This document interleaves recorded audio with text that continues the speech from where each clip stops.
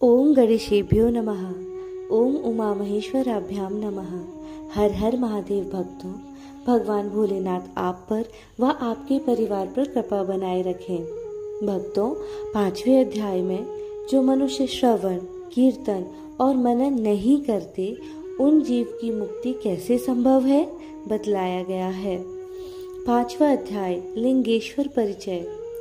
श्री सूत जी बोले, हे ऋषियों, श्रवण, कीर्तन और मनन में आसक्त प्राणी यदि शिव जी के शिवलिंग की स्थापना कर नित्य उनकी पूजा करता है तो भी वह संसार सागर से तर जाता है।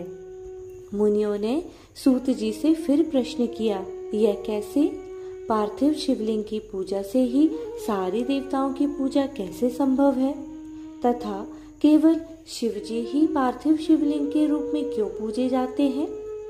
तब सूत जी बताते हैं कि यह स्पष्ट है कि एकाकी शिव जी ही इस प्रकार पूजनीय हैं।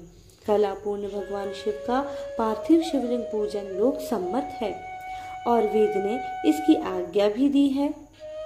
इसके पश्चात श्री सूत जी ने बताया कि स्वयं नंदिकेश्वर जी ने उन्हें शिवलिंग की उत्पत्ति के रहस्य से अवगत कराया है। नंदिकेश्वर जी ने बताया कि पूर्व काल में जब ब्रह्मा और विष्णु जी में युद्ध हुआ तो उनके बीच में निष्कल शिव जी ने स्तंभ रूप में प्रकट होकर विश्व संरक्षण किया था। यह स्तंभ रूप इसलिए कहा गया है क्योंकि इस शिवलिंग के आदि और अंत का ज्ञान किसी को नहीं था। भक्तों, शिव का शाब्दिक अर्थ है शून्य।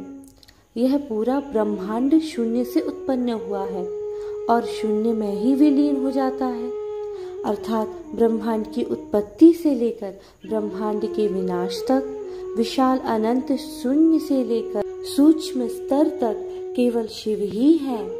वह हर जगह मौजूद है, सर्वव्यापी है।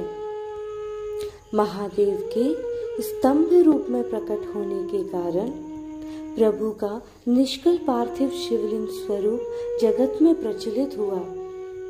अब प्रश्न है कि पार्थिव शिवलिंग को हम बना कैसे सकते हैं? इसके लिए आप शुद्ध मिट्टी, गंगा जल, गाय का घी, उपले की राख आदि शुद्ध चीजों को मिलाकर पार्थिव शिवलिंग की उपासना, पूजा अर्चना कर सकते हैं। भक्तों, जहाँ तक कि प्रभु श्री राम जी ने भी लंका पर युद्ध से पहले पार्थिव शिवलिंग की पूजा की थी। इसी को रामेश्वर ज्योतिर्लिंग के नाम से जाना जाता है। भक्तों, आखिर क्यों रचयिता ब्रह्मा जी और पालनहार विष्णु जी के बीच द्वंद्व छिड़ा? इसे हम शिव महापुराण के 6वें अध्याय में जानते हैं, जिसे सुनने के लिए आप इस चैनल को सब्सक्राइब करें। हर हर महादेव।